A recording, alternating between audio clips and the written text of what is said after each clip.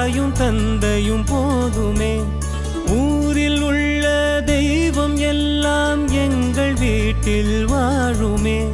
யாரும் இல்லை என்றுதான் இங்கு யாருமே இல்லை. ஆதி பகவன் வீட்டிலே என்றும் அன்பு கேத